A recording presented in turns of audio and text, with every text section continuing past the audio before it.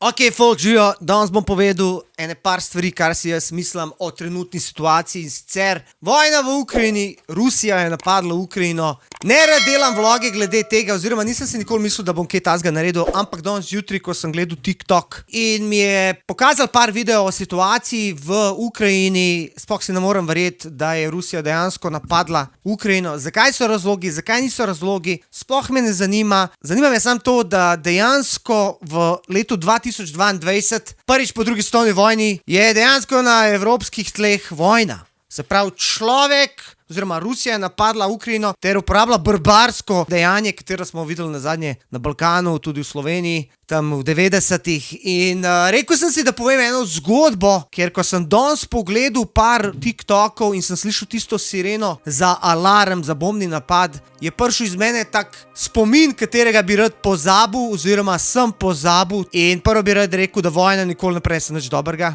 Moji so iz Bosne drugače in veste, da v Bosni je bilo katastrofa. Preko 30 članov moje familije, moj dedek in njegovi bratje so bili pobiti, poklani, v luknjo odmetani. Tako da o tem ne bi rad govoril, vojna je največje zlo, kar obstaja. In danes, ko sem pač videl to, sem si rekel, da bom povedal svojo zgodbo. Za vse tiste, ki dejansko vidim piše o vojna, ono, ovo, pripravite se. Če pride do vojne med Rusijo in recimo Ameriko, je konc sveta. Če bojo uporabljali jedrske bombe in to smo mi vsi piši propalo gotovi. Tako da moj namen ni tukaj, da jaz strašim, moj namen je samo, da dam ven to iz sebe, ker me je kar danes malo tako zvil. In sicer, ne vem, če veste, jaz pač nisem star 20 let, pa 15, pa 25 kot večina youtuberjev v Sloveniji. Sem malo starejši, to leto bom 42 let, sem letnik 1980. In jaz sem pač en izmed tistih, ki so proživeli slovensko vojno, tistih 10 dni streljanja pri nas. In se spomnim kot otrok, pač mi smo živeli v Trnovem, v centru Ljubljane, in se spomnim tistega leta, ne vem, ko je bilo 91 ali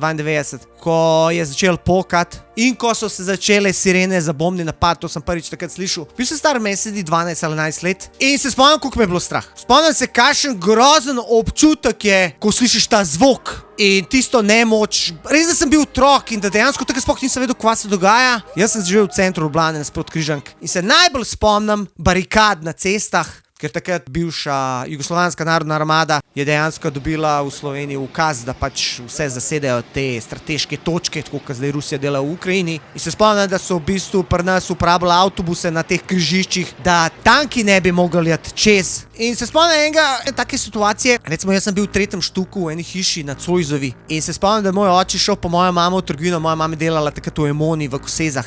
In sva jaz pa moj brat Edo ostala sama, ne. In so se pač igrala v zuno, novo, klasika otroci. In vem, da smo šli proti dol, proti Ljubljanci, tam je most, zraven piramide in tam je bil en prijatelj Milan, če to gledaš, jo. In so se jaz pa Edo igrala, takrat smo unga BMX-a, brat je imel malo manjšega BMX-a, moj brat je 4 leta mlajši od mene in smo se igrali. Sprav, očeta ni bilo doma, šel je po mamo, mi smo se igrali v zun in naenkrat, BAM! Tok je počel, da so vsa okna na stavbah popokala in pa si sam slišal sireno. En tak čuden zvok. Kaj se je zgodilo takrat, mi nismo vedeli. Vedeli smo sam, da moramo laufati oziroma biciklirati do doma in se spomnim tistih 100 metrov do doma. Tistih 100 metrov je trajalo tako ene 2 dni v glavi. Nikakor, da priješ do doma. Unga brata sem povlekel za sabo. Pej, Tedo, kaj s tabo? Guram, ti si tako vidim hišo. Ej, vsak meter je bil 1 ura. Prideva do hiše, noter kolesa, laufava gor po stopnicah. Prija gor, ni očeta, ni mame, oba presrana. Sirena nabija.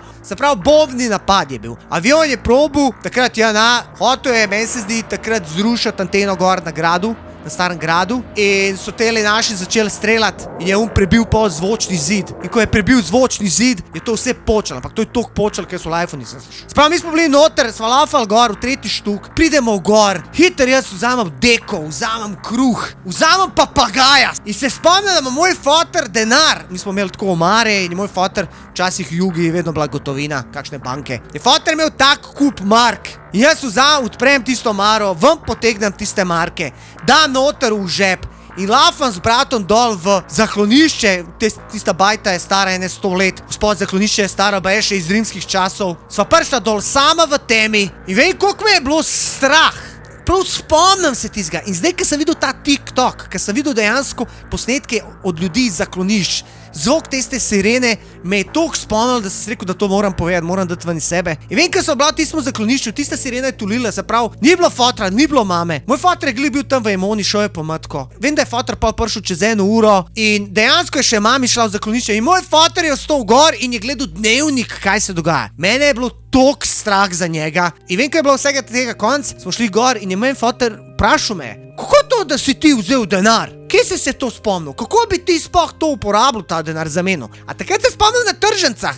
V Ljubljani tržnica, takrat so se menjale te marke. Se pravi, DEM, to je bila oznaka za Deutsche Mark. In takrat je bila ta inflacija, ki je dinar toliko padal, da so je v bistvu, koliko zdaj kriptovalute, ko v bistvu je bilo toliko volatil, se pravi, toliko se je gibal ta tečaj, da so ljudje na dnevni bazi menjali marke v dinari in obratno. Jaz sem rekel, fotor, kaj, jaz bi šel tam na tržnico in bi zamenil 100 evrov po 100 evrov. In tako pravijo, kdo bi se rekel, dejansko, da ti si toliko pameten. Ampak hočem vam povedati, tisti denar je bil namenjen dejansko za okna, za to hišo, v kateri živim. In tisto občutek, tiste groze, tista sirena, ko si vzpod, ko ne veš, kaj se bo zgodil, a se bo zrušil nate, a se ne bo zrušil nate, a bo je prišel, bo je strela, a bo je ubijal. Ne želite se vojne res, ker v Sloveniji je bila samo 10-dnevna vojna, dejansko smo dobro prišli čez. Bilo je nekaj smrtnih žrtev, ampak koliko je bilo na Hrvaškem po Bosni, v Sloveniji bilo nič. Tako da to je kratka zgodbica o tem, kaj se je z mano dogajalo v vojni v Sloveniji in želim si, da se tale zadeva čim prej uredi, da ne bi dejansko se stopnjeval,